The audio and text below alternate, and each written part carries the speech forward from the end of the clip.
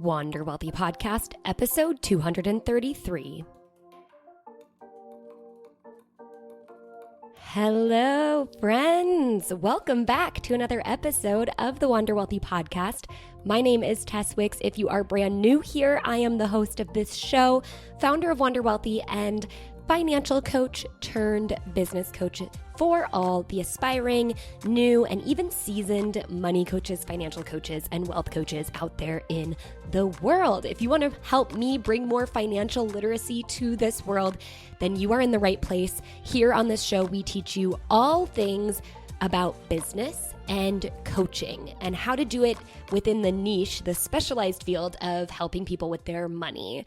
So I am so excited that you're here, and I am back from a 3-week workation in the US. I pre-recorded all of the podcast episodes for the last 3 weeks, and it was one of the best decisions. I do a lot of batch recording, especially when I'm doing some big trips and, don't have time or capacity to bring my podcasting microphone with me.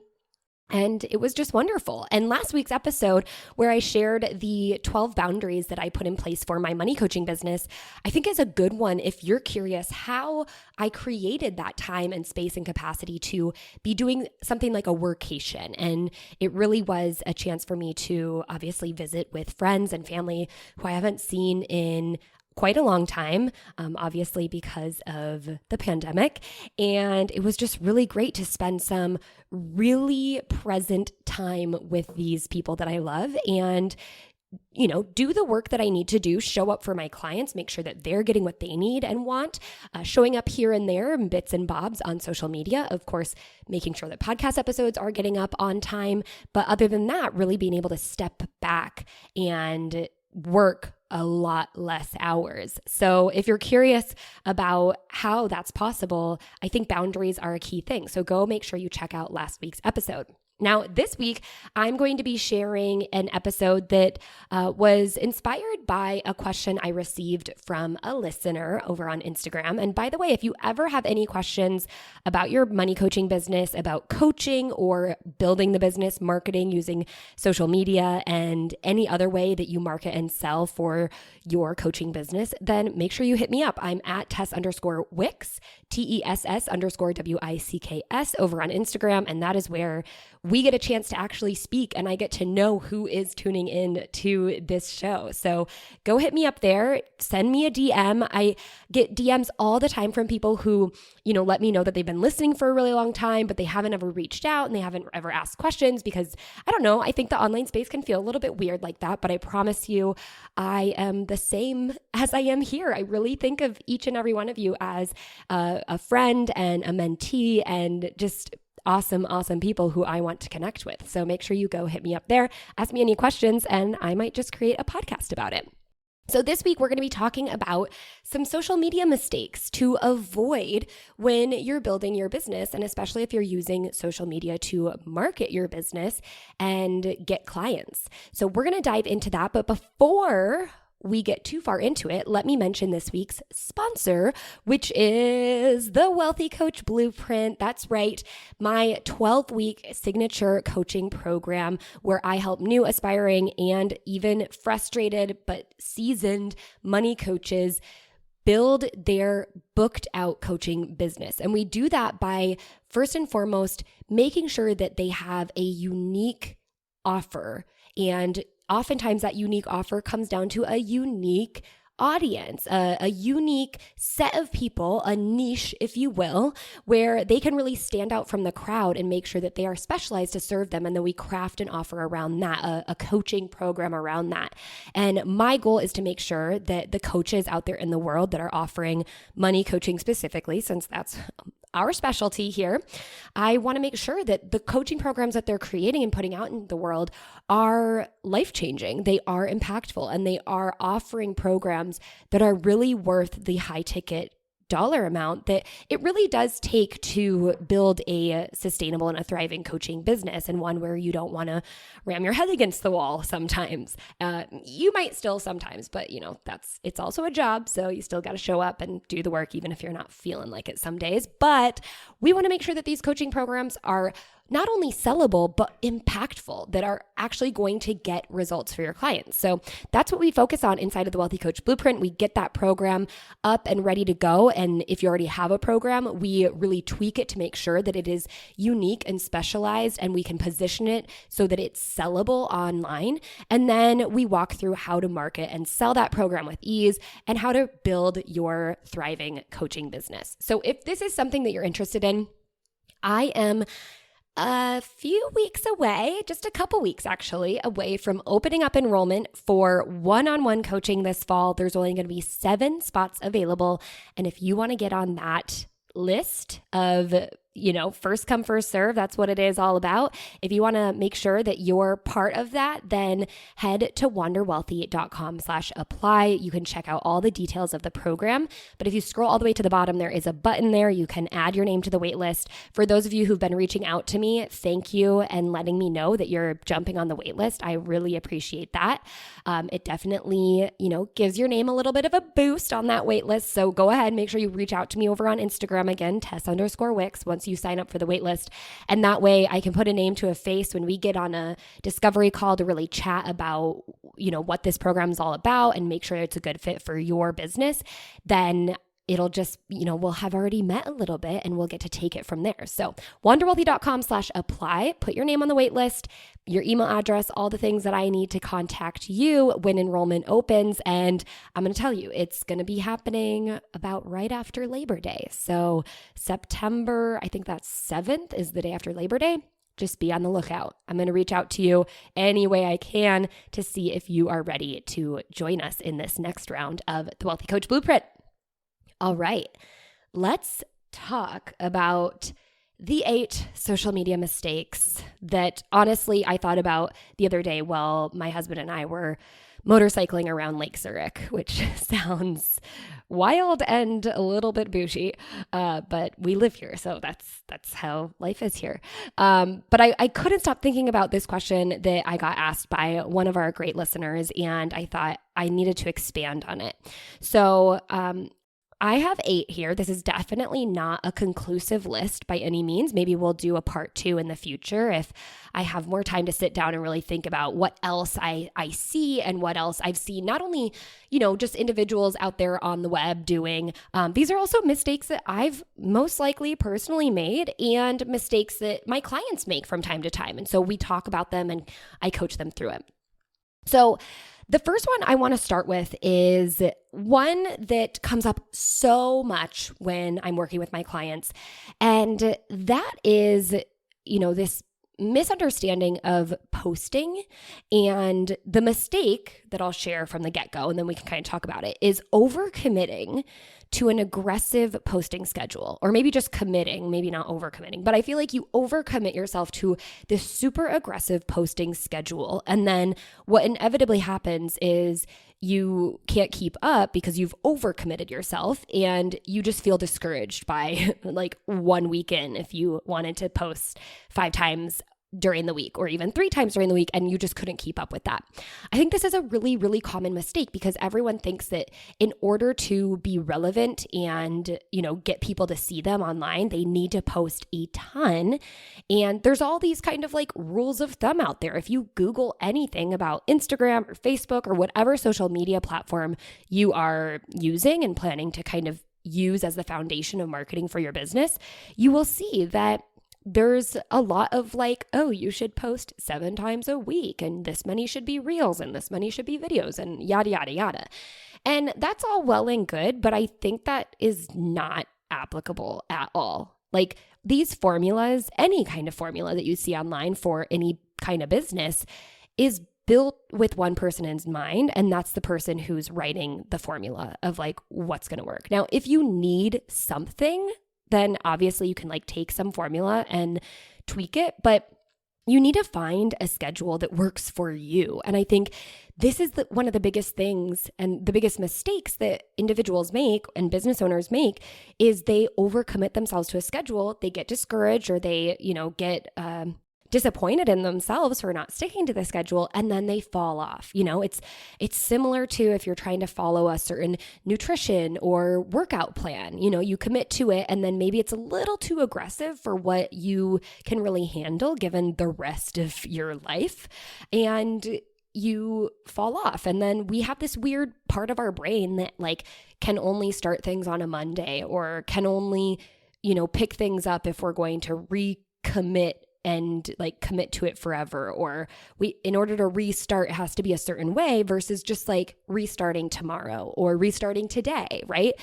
And so I just want everyone to know that there is no necessary number of times that you need to post. Like that is just ignore that information and all of that advice, quote unquote advice that's coming at you.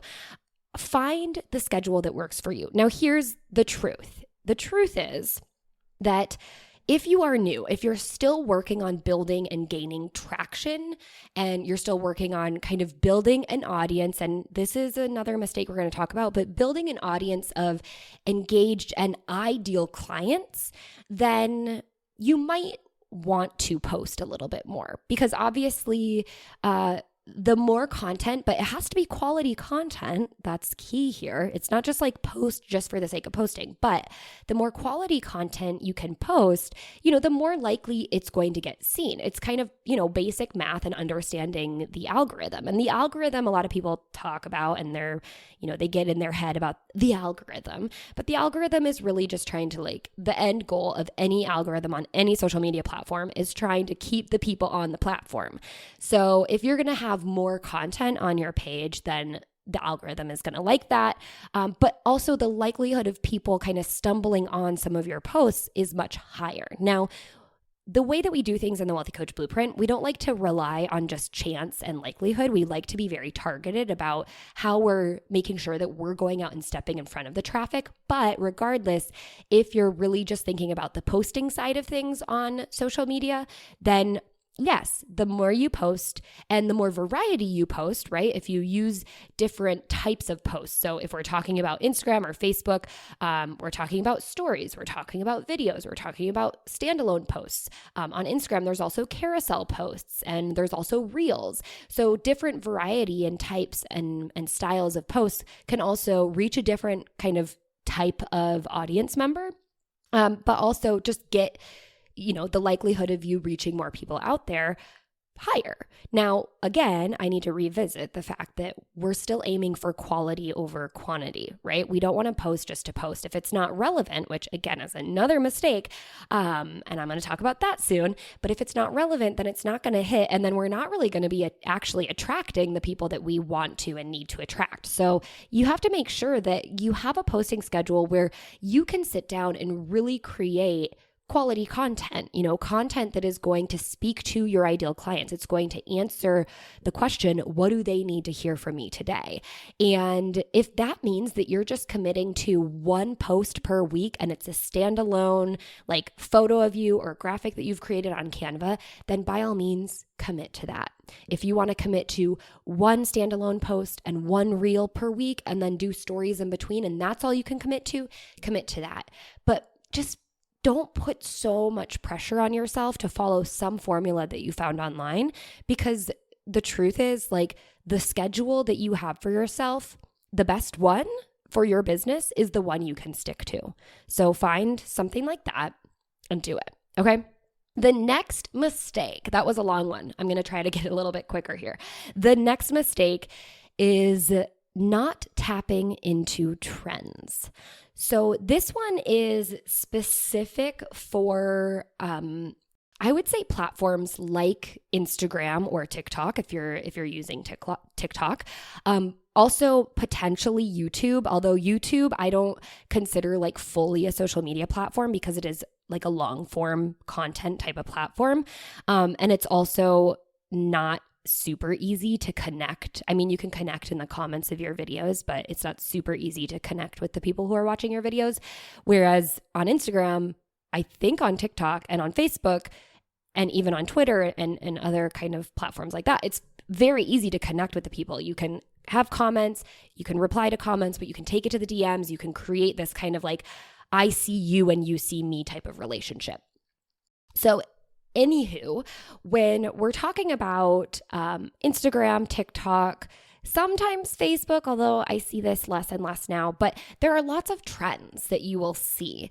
And especially if you're thinking about kind of dabbling with TikTok or Reels on Instagram, there's a ton of trends going around. And even tapping into Reels on Instagram is kind of a trend in and of itself. It's really hopping on this bandwagon, so to speak, of a feature of the platform that you might already be using. And remember, my thing, this is probably something I should include as a mistake, but I'm not going to because you've probably heard me say it tons and tons of time. But for those new listeners out there or those who need a reminder, my thing is to only pick one platform to be on, right? You don't want to overcommit yourself to too many platforms either. So I say pick your platform first and foremost. And the platform you pick isn't the one that you like being on the best. It's the one that your clients are, like the majority of your clients are hanging out on. So figure out what that is and then go onto that platform and tap into the trends that are on that platform, figure out the type of content that gets posted to that platform, figure out the type of content your ideal clients love to binge and watch and engage with, and then that's what you can really create. But back to the trend situation. So if, for instance, you're using Instagram, Reels are a new trend in and of themselves. Now, it's a feature, right? And I don't think they're going away. I don't think it's a trend that's going to fade out. I mean, obviously, it's a new feature, and so it's something that you can actually use. But tapping into this new feature is a really good way to get seen and to create content that the likelihood of people seeing it is a lot higher. Now, again, this goes back to making sure that the type of content you're creating on Reels, if you do want to go that route, is high quality and it is actually relevant to the content that you need to be creating to ultimately sell what it is that you're selling, which is money coaching for a certain, specific niche, or maybe it's a certain type of money coaching for a certain type of ideal client. And so you want to make sure that if you're creating Reels or any other type of content, it is relevant to that and, people aren't confused by that. And with that, if you're utilizing TikTok or Reels, or even if you're creating carousel posts on Instagram or Instagram stories or Instagram types of videos or just a standalone post, something that you can do is really tap into the trends that are already there. I think the mistake of not doing this also can lead to the mistake of or it is one and the same. I might just be saying it a different way. A lot of people put so much pressure on themselves to be original. And yes, you want to be original, but you don't have to come up with everything all by yourself, right? Coming up with a brand new type of TikTok to do is great and all, but the likelihood of people seeing it is shockingly a lot less, no matter how great of a TikTok or Reel it's going to be. Now, yes, you might be the trend setter and that's really good, but you can also tap into trends to make your life just a little bit easier because people love trends. People love watching kind of the same type of video, but with their own little personal twist of the creator on it over and over again. I think that's the magic of how TikTok and Instagram Reels really work, and even Instagram posts and whatnot, is we see these trends come and go, and you can kind of ride that wave. So for instance, getting more specific with Instagram Reels, because Instagram is the platform that I obviously use. If I'm looking at Instagram Reels, there's a lot of different ways that you can hop on a trend. The type of music that someone is using, or that you're seeing kind of repeatedly being used in lots and lots of Reels. If you just go to your Explore tab and scroll through the Reels and hear the same type of music over and over again, you can hop on that trend. And it might not even be music. It might be like a sound bite that someone's uploaded from elsewhere. But a lot of people might be creating a Reel to that sound bite. That's a good way to hop on it. If you see the type of, way people are doing something, maybe it's transitions, or maybe they're doing a certain trend that goes along with music. Maybe it's the question that they're answering, or maybe there's one overarching prompt that people kind of put their own spin on, but you can really watch and observe to see what these trends are. And then again, you want to put your own spin on it. You want to put the spin on it that is relevant to your ideal client and the problem that you solve. So if your ideal client are moms and you solve a specific problem for moms when it comes to their money, then you would want to kind of put that twist on whatever that trend is. So again, whether this is actually like Reels or TikTok or it's something else, it can also just be a standalone post, but hopping on those trends so that you can ride that wave makes your life a little bit easier, and you don't have to constantly be thinking of like brand new, super original content. Like you are original in and of yourself, and the twist that you're going to put on these trends is quite original. And a lot of people really enjoy watching these trends. And I think I mentioned this before, but it's scientific. It's because people like to see what they're comfortable with. They like to know and be able to kind of expect what they're going to get from looking through Instagram or looking through TikTok or looking through Facebook or whatever it is that they are browsing through. So that is the other mistake, is not hopping or tapping into trends. Now, I want to get to one that I've mentioned quite a lot, and that is to have posts that aren't relevant. This is going to be a quick one because I've pretty much already talked about this, but there's a lot of posts that I see people putting up, usually for the sake of like just trying to stay relevant, right, in the space. But when they post for the sake of just posting, right, they're trying to reach the quantity versus the quality of content, then the posts are actually not relevant. So they're posting to stay relevant, but the posts aren't relevant to their ideal clients and or the problem that they solve. Now, there is a time and a place for posts that aren't always just about money or aren't always, I was going to say aren't always about your client, but a lot of your posts do really speak to your client. Even if it's a post about you, typically you are an evolved version of your ideal client, or you want to make sure that you're posting for your client and not just for yourself. If you want to post for yourself, that's fine. Like, set up a personal account and have that be separate from business. But, keep your business relevant, keep it strategic. This is a business at the end of the day. And yes, you can blend and merge personal with your business, but I think it's really important not to get too sidetracked by only ever posting things that are very personal to you, but wouldn't necessarily be relevant to your clients. Like, you at least always want to kind of tie it back so that, your clients, your ideal clients, when they're consuming this content, a lot of the time, our time is precious. So when we're consuming content, we want to ask ourselves, what's in it for me? So we want to make sure that if we're consuming content, we know what's in it for me. And having relevancy to your posts and a strategy of, making those posts kind of about the problem that you solve, making sure that you're kind of tying that loose end together, or at least creating a post that relates and is relevant to the type of client you work with. That's what's really going to tie this all together and make sure that your posts are as relevant as possible.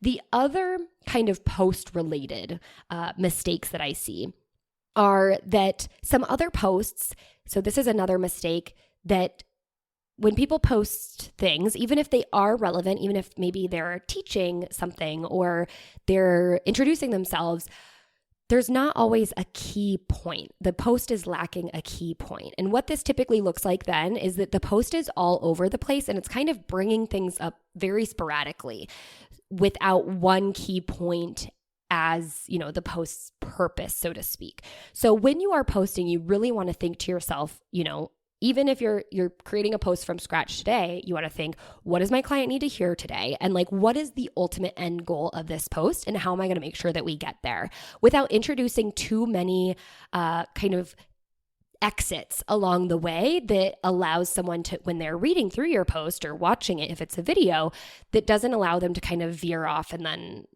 kind of question like, wait, what's the point of this post again?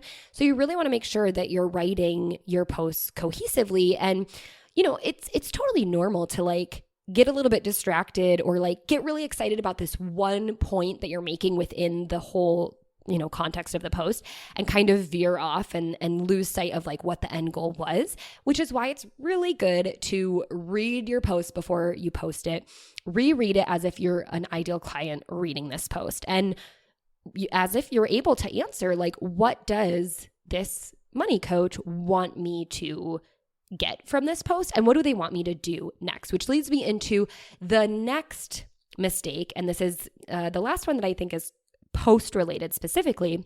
But the next mistake is that there are too many calls to action in one post. So just like you could have a post be kind of all over the place and have too many key points and not just like one singular key point, what I also see a lot is that people infuse far too many calls to action in their posts. And calls to action are things like asking your audience questions, asking them to maybe comment below the answer to the question, right? But then also asking them to DM you or asking them to like or save or share, asking them to comment something specific below so that you can send them, a link to your program or whatever that looks like. There's lots of different calls to action that you can put on a post. And when there are too many, that ends up actually confusing the reader versus, feeling really engaging and like, oh, this person's asking me a lot of questions. When you ask a lot of questions in this form of communication, which is like very much one to many, and the people are just kind of reading through it, then it gets a little bit confusing rather than, oh, this is nice and we're having a conversation here. So be really clear about just having one call to action within your post. So one key point and then one call to action. So if you're going to ask a question, that's totally cool, but make sure that that's the main thing that you're going to, ask of people, that you're going to say like, hey, this is what I want you to do now is answer this question. So even if you ask it earlier at the top, you can re-ask it at the bottom, but it's the exact same and it's not leading to more confusion for your audience. So to summarize, keep those CTAs specific, only have one per post, and make sure that you're basically inviting and telling your audience exactly what you want them to do. What specific action do you want them to take from reading your content or watching, if they're watching a video or even a reel, if you have a CTA for that reel. All right. We have 3 more. So the next mistake is not showing your face on social media.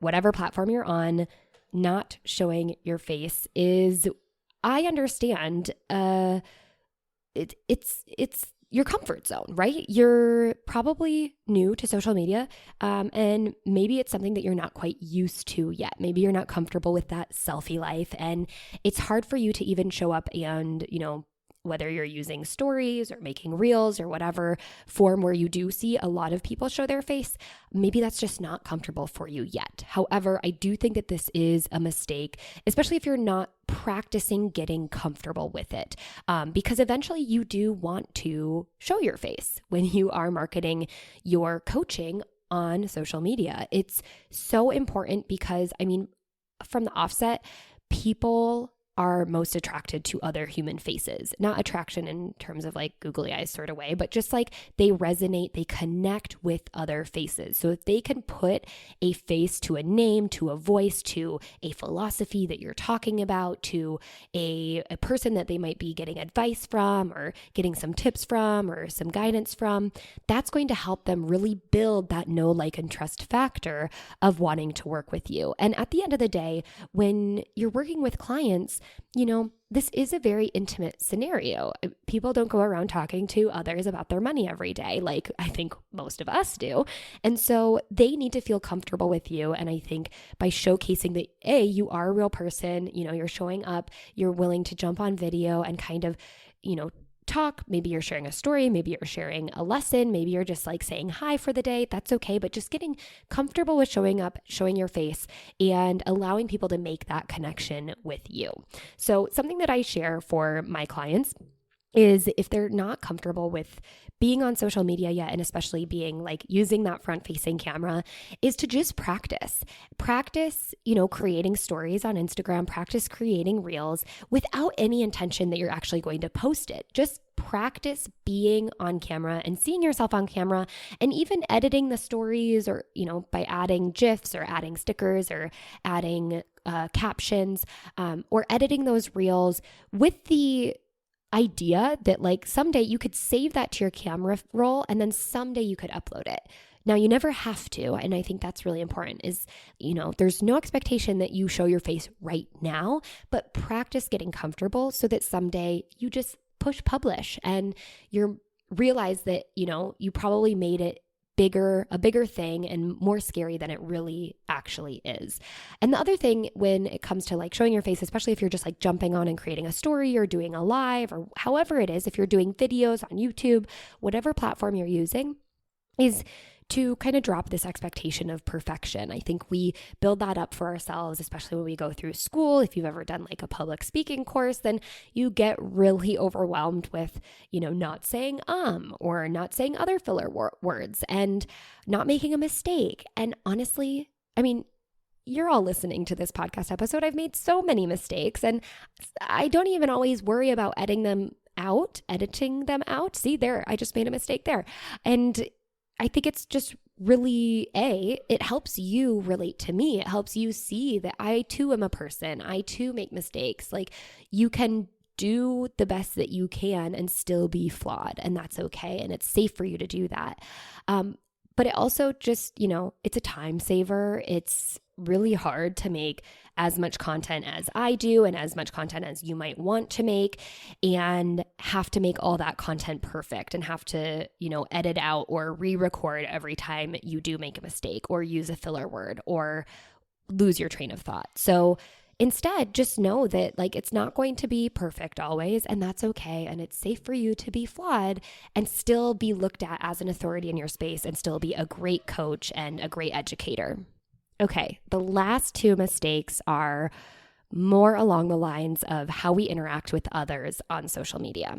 So the first one I want to talk about is basically every single tactic of trying to gain followers on social media.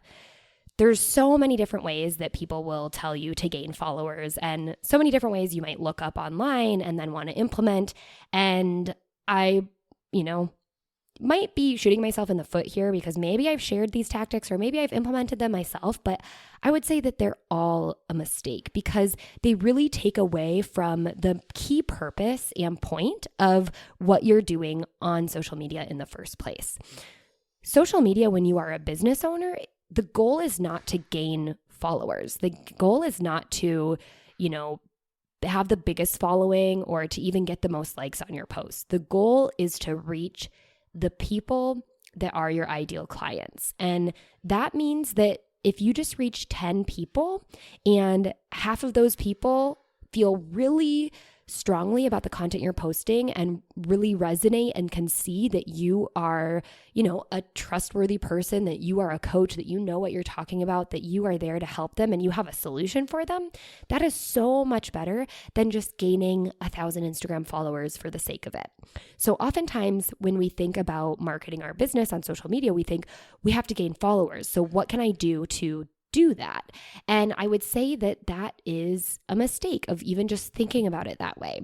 What I really want you to think about is understanding who your ideal clients are and how you can connect with them individually.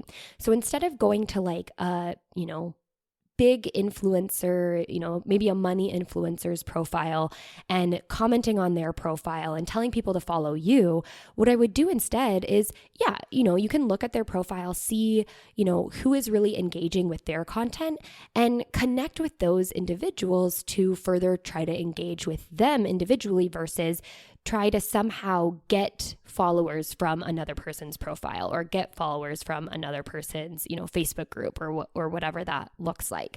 So Facebook groups are a little bit different because they are a lot more interactive, and usually people who create Facebook groups are looking for people to kind of share advice and really create a community of conversation. So there's definitely ways where you can go into the Facebook group and talk about that, but the goal isn't to go onto someone's profile or go into someone's Facebook group and invite people to come and look at your Facebook group or come and look at your profile. That is absolutely the wrong way to do it, right? We don't like when people do that to us, and we don't want to do that to others. But there does go without saying that individuals who might be following one influencer could be an ideal client of yours, and it's worth, finding them and then engaging with them specifically, not on this influencer's profile, but over on their profile. Go and connect with them, comment and engage with their posts, their stories, and then, strike up a conversation. I would just, I think the best thing is think about why you follow others and what makes you follow others. I would say anyone who sends me a DM or who might tag me on a post, or, if I see anyone comment on someone else's photo and say, hey, come over and check out my profile, I'm never going to follow that way. That's not what's going to get me. If they follow me and maybe engage with my stuff, I'm much more likely to go check out their profile. And then it's up to me if I want to follow them and if I want to engage with them. Inviting people in that way is it's just a little strange. It is a little bit robotic in a way, and I would say not so human-centered. So really focus on like how you end up following people, how you engage with people, and even when thinking about like how you buy from people, and see how you can emulate that with your own kind of strategy. And remember, it's not about gaining followers, it's about creating connections with potential ideal clients. You're going to be much better off focusing on that than just the numbers. And the last mistake is, I think, the one that we've all experienced and all seen, and one of the ones that makes us all want to avoid selling on social media altogether, and that is hard pitching without consent. I receive many, many, many messages, lots and lots of times per week in my inbox where it's basically someone I've never connected with before, never had a conversation before, and they're trying to sell me on something. And that's what feels icky to most of us, because they're basically trying to propose marriage to me before we've ever even met, right? Before we even ever had our first date. So this is something that I would say is not, the best way to go. When you are pitching, when you are selling, when you are talking about your program, you really want to make sure that you get consent to talk about that. So, likely you would already be in conversation with the person. They might be sharing with you, some issues that they're bumping up into or some of their goals.